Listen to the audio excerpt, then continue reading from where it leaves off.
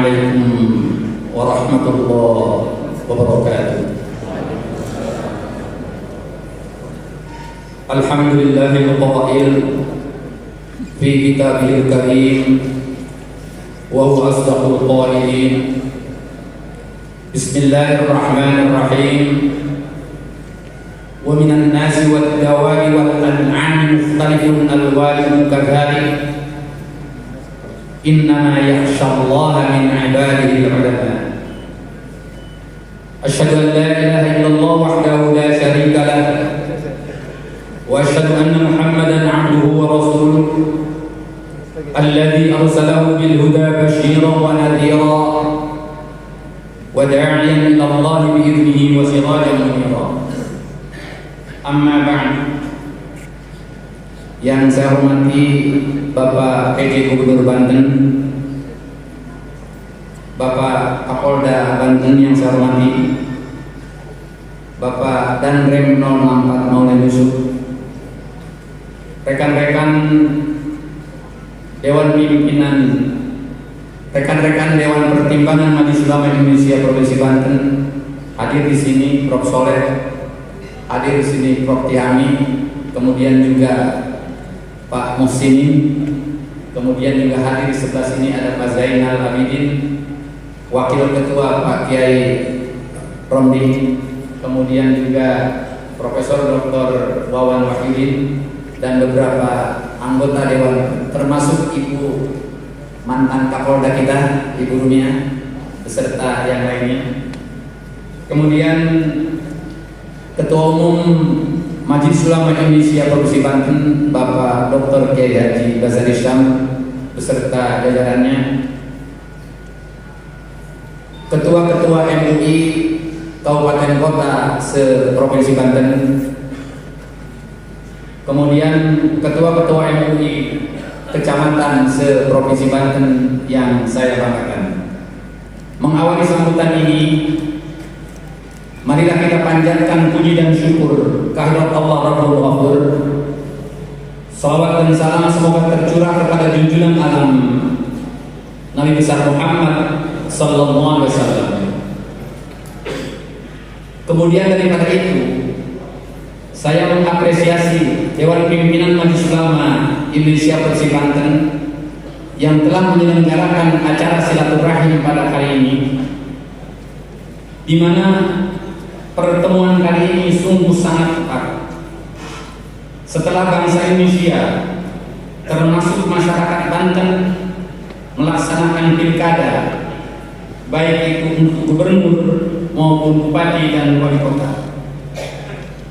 Kemudian kita pun juga patut bersyukur bahwa pelaksanaan pilkada di Provinsi Banten berjalan dengan aman, lancar, dan sukses. Bapak-bapak dan ibu-ibu yang saya hormati, kolaborasi dan kerjasama antara ulama dan umaro mutlak diperlukan agar masyarakat Banten damai, tenang, dan sejahtera di bumi Jawara ini yang bermotokan iman takwa. Imam Ghazali pernah mengatakan bahwa ulama dan umaro bagaikan saudara kembar. Sebagaimana beliau nyatakan dalam kitabnya Ihya Ulumuddin juz 1 halaman 17 mengatakan wal mulku wad dinu tau'aman fad dinu aslun was sultanu harisun wa ma la aslahu famahdum wa ma la harisahu fadha'un. Al-Ghazali beberapa belas abad yang lalu, yang lahir tahun 500 Hijriah, beliau sudah mengatakan demikian, bahwa umaro dan ulama kedua-duanya bagaikan anak kembar. Ulama adalah pondasi, sedangkan umaro, pemerintah, adalah penyangga. Sesuatu yang tanpa pondasi akan mudah runtuh, dan sesuatu yang tanpa penjaga akan mudah lenyap. Demikian Ghazali sekian abad, 10 abad yang lalu telah mengatakan demikian. Sedangkan interaksi antara ulama dan umara, Ghazali juga menyatakan dia bagaikan guru dan murid. Beliau tegaskan lebih lanjut dalam ungkapannya, asy-syafaqatu 'alal muta'allimin wa an yajri majud bani. Qala Rasulullah sallallahu alaihi wasallam, innama ana lakum mislul walid liwaladi. Bahwa tugas guru antara lain yaitu hendaknya mencintai dan mengasihi anak didiknya. Karena itu antara umaro dan ulama sangat amat diperlukan sinergi yang lekat, kental, dan terus-menerus agar Banten selalu damai sejahtera, tercapai cita-citanya dengan iman dan takwa. Bapak-bapak dan ibu-ibu yang saya hormati, oleh karena itu kedua unsur ini, ulama dan umaro, mutlak terus harus bergandengan agar masyarakat selalu tenang dan tentram, sejahtera lahir batin. Sebagaimana hadis yang diriwayatkan oleh Abu Nu'aim. Orang mengatakan hadis, ada juga yang mengatakan bukan hadis. Dia mengatakan begini, rawa Abu Nu'aim fil Hilyah an Ibnu Abbas wa qad dzakara as-Sayyuti fil Jami' as-Shaghir bi hadzal lafzi sinfani minan nas idza saluhan nas wa idza fasadan nas al-ulama wal umara. Dan dalam satu riwayat di Sayyuti mengatakan idza salahatil ummah wa idza fasadatil ummah as-sultan wal ulama. Meskipun ini dikatakan hadisnya dhaif, tetapi eksistensi dari statement ini cukup sangat amat bagus untuk kita realisasikan. Kenapa? Dua kelompok manusia di dunia ini yang menjadikan penjaga akan tenang, akan aman, akan sejahtera umat, yaitu ulama dan umara. Oleh karena itu, saya kebetulan 4 hari yang lalu tidak sengaja membuka kitabnya Syekh Nawawi Al-Bantani. Kalau tidak salah, bukunya itu Nasaihul Ibad, Syarah Al-Munabbih fi Al-Isti'dad Yaumil Ma'ad. Ini Prof. Tihami paling hafal kitab-kitab ini. Bayangkan kiai besar, ulama besar Banten menulis dalam bukunya Nasaihul Ibad begini, man ahana khamsatun khasira khamsatun. Ternyata ini pakai memori kata-katanya di Nawawi Al-Bantani. Saya temukan di Nasaihul Ibad. Kalau tidak salah itu di halaman 35. Man istahaffal ulama khasiruddin. Barang siapa yang menghinakan, merendahkan, melecehkan 5 unsur, maka dia akan merugi akibat menghinakan 5 unsur tersebut. Man istahaffal bil ulama khasiruddin. Orang yang menganggap enteng, melecehkan, melemahkan kepada ulama, dia akan merugi tentang agama. Wa man istakhaffa bil umara khasirat dunya. Orang yang melecehkan kemudian menganggap enteng, tidak mengakui terhadap umara, maka dia akan merugi di dunia. Kemudian wa man istakhaffa bil jiran khasiral manafi'. Kalau dia melecehkan, tidak menganggap keterangannya, maka dia akan kehilangan kemanfaatan. Wa man istakhaffa bil aqraba khasiral mawaddah.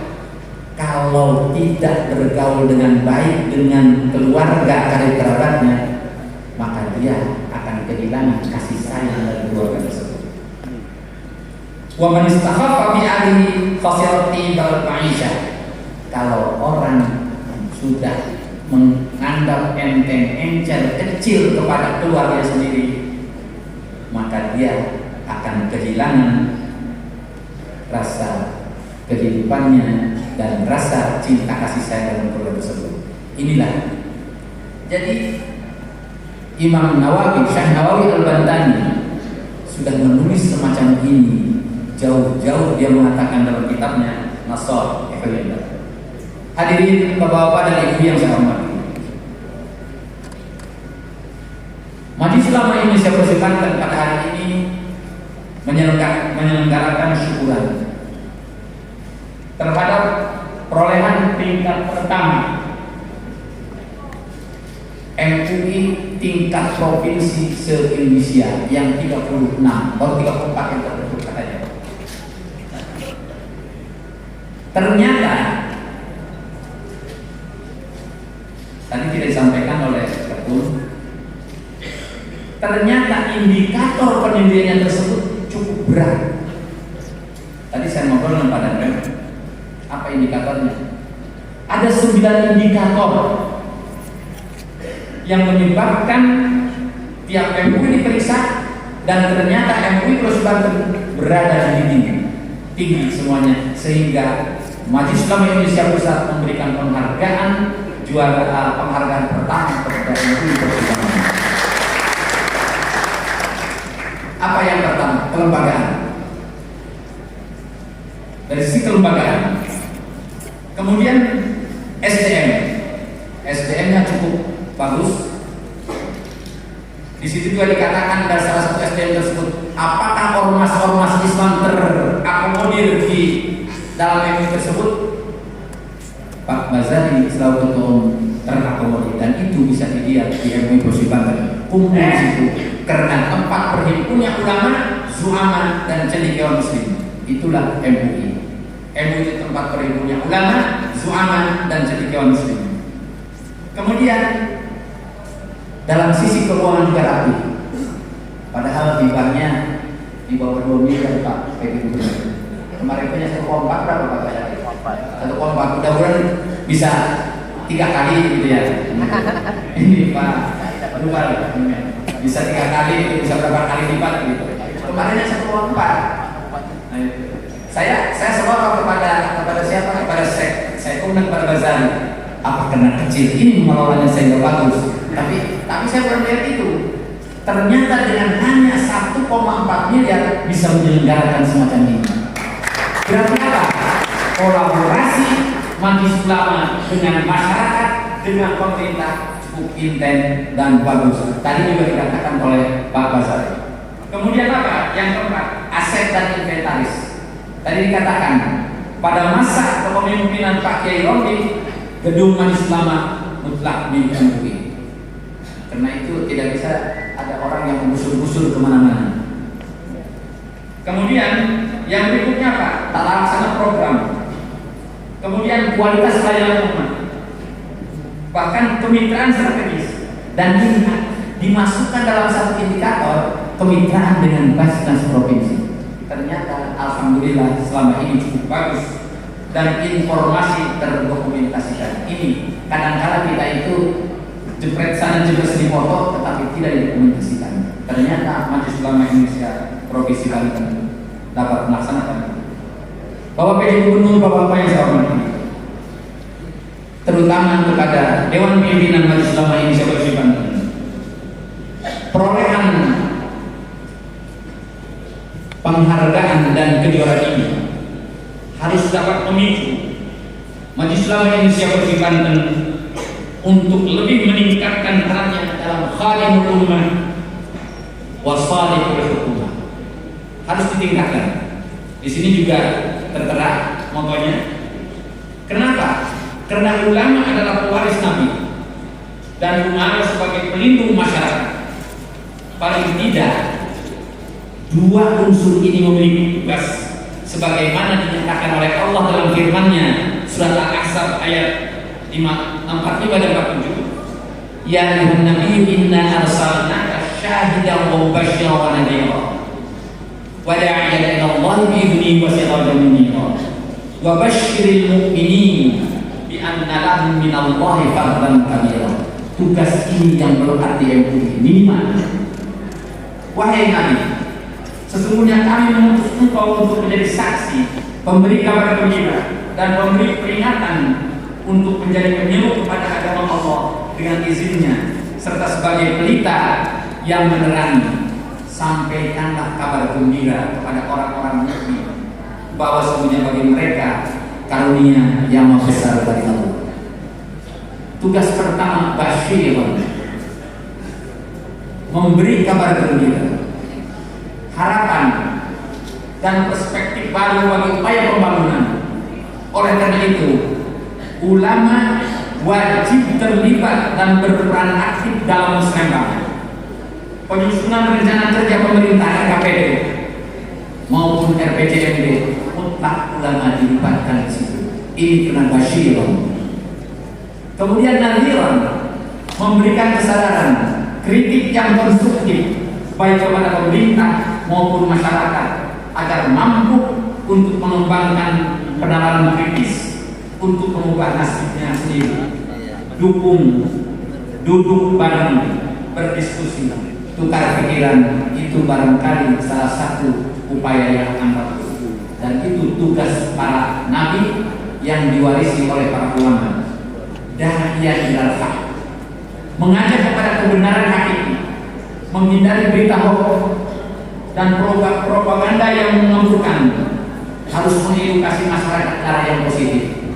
Oleh karena itu, saya minta kepada Dewan Pimpinan Majelis Ulama Indonesia Provinsi Banten jangan sampai mengumbar-umbar berita hoax melalui mass media, melalui WA dan sebagainya. Diskusilah dengan yang baik, karena kita adalah tempat berhimpunnya ulama, suama dan cendekiawan muslim. Qulu linnasi husna, kata Allah, katakan kepada manusia dengan baik. Kemudian yang berikutnya, sirajan munira, memberikan cahaya iman dan pencerahan akal budi dan menjadi panutan semua. Itu niscaya dilakukan oleh seluruh pengurus Majelis Ulama. Dan yang terakhir, basyiril mukminin, mendorong umat untuk hidup optimis dan tidak pesimis, apalagi skeptis, untuk terus beramal sebagai bekal untuk di hari akhirat. Oleh karenanya itu, sekali lagi saya sampaikan selamat telah memperoleh penghargaan yang pertama dan ISO 9001 2016. Ini ISO yang berkaitan dengan manajemen, berarti Majelis Ulama Indonesia Provinsi Banten manajemennya sudah cukup bagus. Kemudian bapak-bapak dan ibu-ibu harus diingat bahwa Majelis Ulama ini secara organisatoris dia hierarkis. Ada Dewan Pimpinan Pusat, Dewan Pimpinan Provinsi, Kabupaten Kota sampai dengan kecamatan. Di Majelis Ulama ada yang namanya Munas, ada yang namanya Pernas, kemudian juga ada yang namanya Musda, dan ada yang namanya Mukerda. Peganglah, resapilah, dan amalkanlah norma-norma organisasi tersebut dengan baik. Insya Allah kita adalah tempat berhimpunnya ulama ulama, karena itu harus menjadikan contoh kepada ormas-ormas yang lain tentang mengelola ormas ini, mengelola NU ini dengan sebaik-baiknya. Bapak dan ibu-ibu yang saya hormati, selanjutnya tadi Ketua Umum menyingkir sebuah alfiah. Kalau saya mengatakan begini, ulama itu harus berposisi kayak domir nah. Nah itu datang rofa, dia nah aja. Datang nasab, nah saja. Datang jar, nah saja. Berarti harus ajak. La syakiyah wala gharbiyah yakadu sayyiwal yubi walau lam tamsasun nur ala nur yahdillahu liman yasha. Harus ajak. Jangan sampai lewat kiri lewat kanan akibat tidak proporsional. Peganglah prinsip ajak kayak domirna lirrafi wan nasbi wa jarri nasara ka'rif bina fa innana nilnal minna. Rofa, nasab, jar tetap tidak saja. I'rif bina innana nilna albina. Rofa, nasab, jar tetap saja dia menjadi ajak. Oleh karena itu Majelis Ulama Indonesia khususnya Provinsi Banten dia harus ajak memegang teguh dengan prinsip-prinsip organisasi dan prinsip-prinsip keislaman yang merupakan dasarnya dalam rangka mengejar untuk rahmatan lil alamin. Oleh karena itu juga ada di alfiah tersebut farfa bi dhammin. Dengan bersatu pasti kita akan terangkat. Tapi wajib kasron. Kalau kita sudah berpecah belah pasti akan ambruk dan sebagainya. Bergabung bersatulah demi kemajuan masyarakat Banten secara umum. Demikian yang dapat saya sampaikan. Kurang lebihnya mohon maaf. In uridu illa al-islaha mastata' wa ma taufiqi illa billah. 'alaihi tawakkaltu wa ilayhi unib. Wassalamu alaikum warahmatullahi